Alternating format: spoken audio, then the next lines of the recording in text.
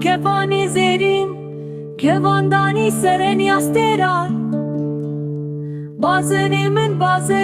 Bazını zerin, ji bo hatire kale piroz verin. Xenceli zerin, xwezî kevan bişkesti bûya îro. Benî zerin,